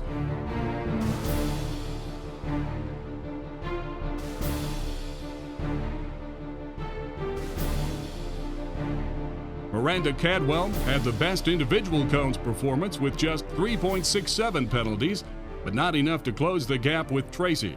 Miranda Cadwell comes in 2nd for the event in her division.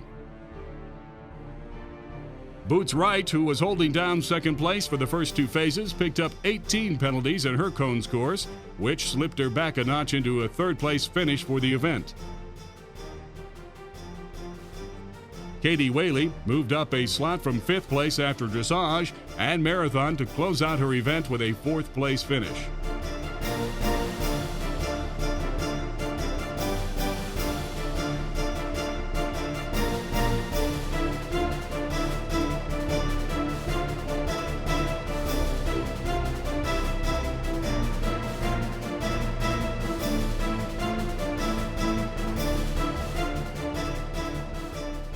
Jennifer Matheson, who started off with a third-place dressage test, slipped into fourth place after marathon and finished her day with a disappointing 40.35 penalty points and a fifth-place finish for the event.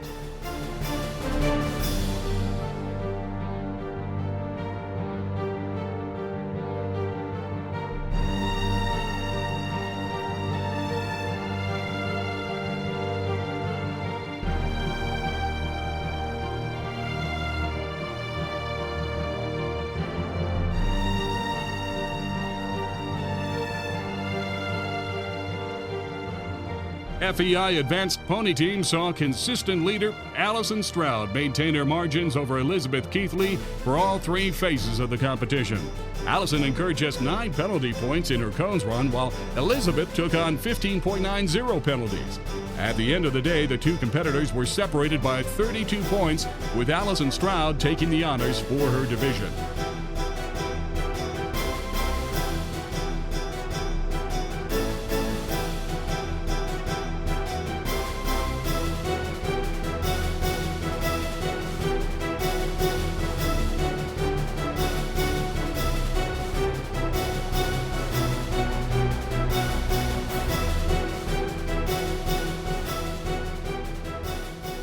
During a break in the competition, spectators were thrilled to witness an exhibition of early transportation and horsepower. Gloria Austin, who has one of the premier carriage collections in the world at her Austin Carriage Museum in Wuersdale, Florida, drove a stunning 4-in-hand hitch to give a spectacular example of an antique coach. Gloria has been one of the driving forces in preserving both carriage history and the sport and elegance of carriage driving. A beautiful turnout, Gloria. Thank you.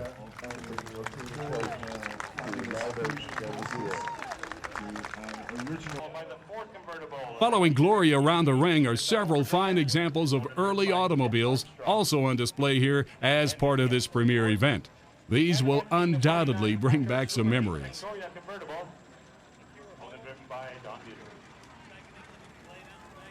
Take some time today to come and visit the Antique and Classic Car Show.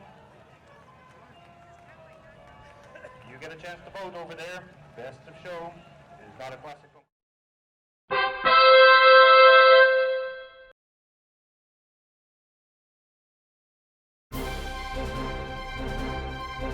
In the advanced single horse division, Robin Groves had a strong marathon performance to take her from second place in dressage to first in marathon, and with only 8.16 penalties in cones, seizes top honors in her division.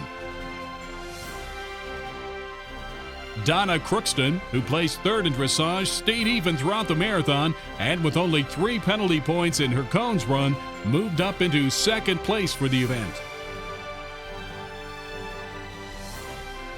Margis Becker came in fourth in dressage, maintained her position throughout the marathon, and had a solid cones performance with only 3.43 penalties, and finishes third for the competition. Sherry Lauer, who placed first in dressage, slipped back 1 position in marathon, but uncharacteristically added 15.41 penalties in her cones test, and slips back into fourth place for her final score. Bill Allen, who came in 5th in dressage, also held his 5th place through marathon and picked up 13.51 penalties in his cones course and settles into 5th place at the end of the event. Bill Peacock, who was sitting in 7th place after dressage, moved up 1 slot into 6th after marathon, then added 18.11 points in cones and finishes the day in 6th place. David Schneider, who started in 6th place in dressage, slid back into 7th place after marathon, but then went through a gate in the wrong direction and heard the dreaded elimination bell.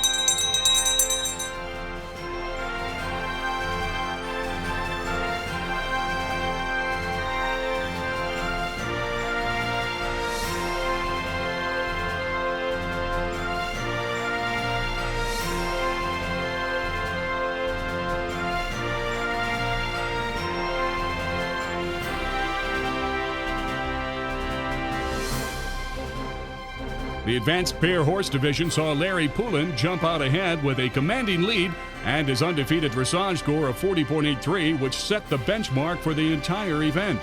Larry had the best individual marathon, which kept him in first place after 2 events, and his cones course, which incurred only 5.49 penalties, gave him the division championship. Keedy Cadwell gave Larry a run for the money as she trailed by only a few points in each competition, finishing about 11 points behind Larry to capture a solid second-place finish overall. Lisa Singer, who captured 3rd place in dressage and 3rd place at the end of 2 events, kept her 3rd place into the final standings.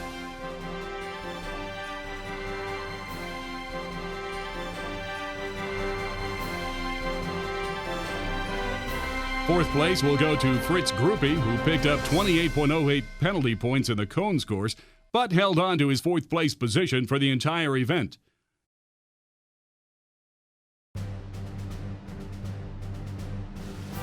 Catherine Dancer, representing Germany, started at 5th place and also finishes up there, picking up 25.89 points in the cones course.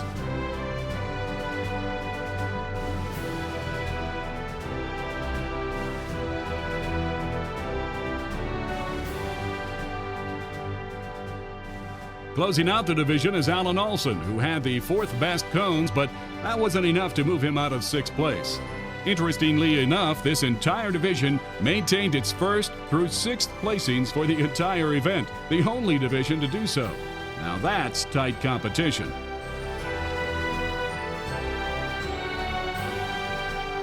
Wrapping up the day were the FEI Advanced Horse Teams. Always a thrill to watch. This division had seen its share of accidents and problems, with Bill Long for the USA, Daryl Billing for Canada, and Anna Norden for Sweden all dropping out or being eliminated before the cones phase of the competition. That left just 9 competitors competing for the honors. Cindy O'Reilly didn't have her best day, as she started 12th in dressage, moved up to 10th place after marathon, but incurred a disappointing 54.98 penalties in cones, giving her the lowest individual score for the event. Cindy closes out her competition in 9th place.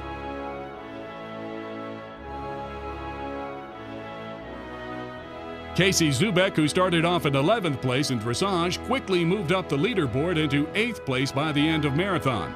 But his 32.48 penalties in cones kept him in an 8th place finish for the event.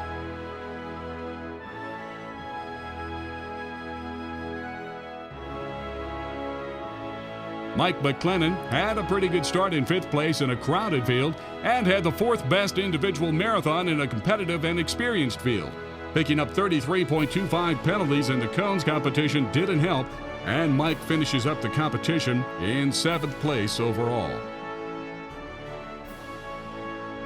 David Saunders started off reasonably well with a 4th place slot after dressage and moved up into 3rd place overall after dressage and marathon, but 29.96 penalties in cones gave him no better than 6th place overall.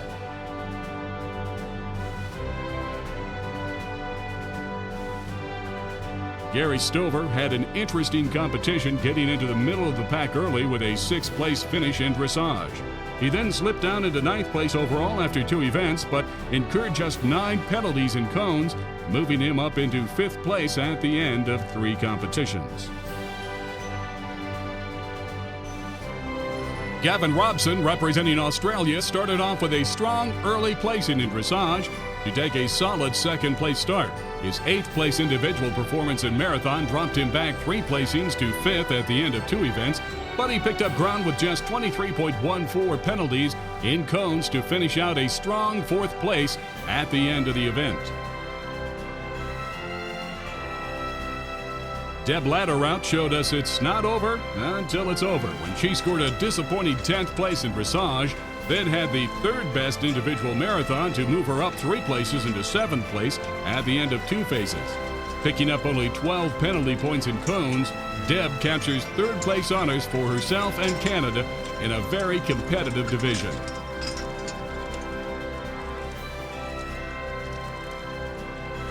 Jimmy Fairclaw wasn't at the top of his game in dressage with a disappointing 7th place start. But James wowed everyone in marathon, taking second in the individual performances and staked a solid second-place slot at the end of 2 phases. With just 9 penalty points in cones, Jimmy finishes up a tremendously competitive division in second place.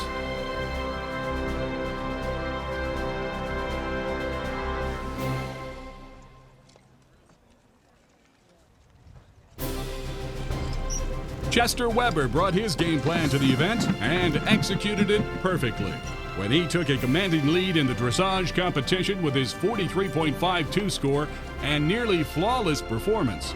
In marathon, Chester also took the personal best with just 89.83 penalties, which left him with a solid lead by the end of 2 competitions. About 32 points ahead of Jimmy Fairclough and more than 78 points ahead of 10th place.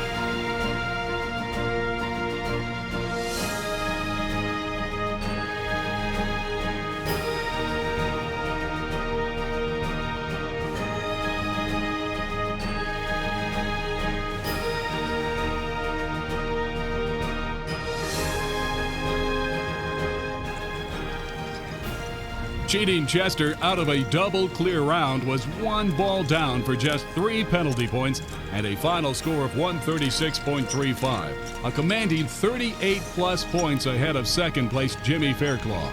A decisive victory for his team and for the USA in this world-class event.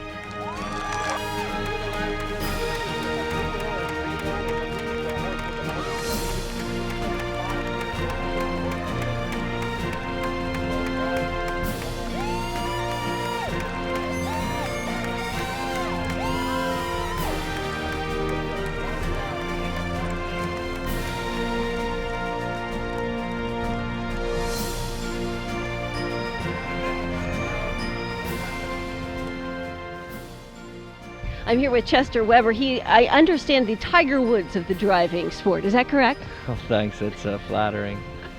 Is it true that you do have groupies? Yeah, we've, I'm a local guy here. There's a lot of fans. We do a lot to try and publicize the event. There were, several thousand people out here yesterday, and it was an honor to have some people out there with T-shirts with my name on it. It was fun. Well, that's got to feel good. Yeah, it feels good. Okay, this is your family's property, is that right? Yeah, we've been here for 41 years. This is spectacular. Thank you so much. What's it like having the event here on this property? There are a lot of people who think that that's an advantage, but we have a lot of work. A lot of work goes into getting it all organized and put together and keeping it all running smoothly. So I think on Monday morning I'll be happy to sleep. Happy to sleep in?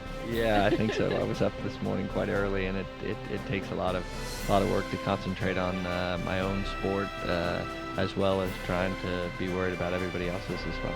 I ask you, how did you get into this? Because this is one of those sports that seems so specialized, but it does seem like it's gaining some momentum and attention. Sure. We have primarily a racing operation here with about 350 horses. I'm about 6 foot, 200 pounds. The vision of being a jockey probably left me at 12 years of age. So we've been my father and I originally did some stuff with draft horses, and I sort of followed up through the ranks and drove 1 and then 2 and 4 and 6 and 8. And by the time I was 16, I had my dad sort of encouraged me to get into this sport, which is the top NASCAR series or whatever of carriage driving events, and been very successful doing it. Very, very happy. Where do you see this sport going, let's say, in the next 10 years? It seems to grow and grow every year. I think with the World Equestrian Games in October of 2010, it'll bring the sport really to the masses. There seems to be a bigger turnout here every year. There are more people who want to enter.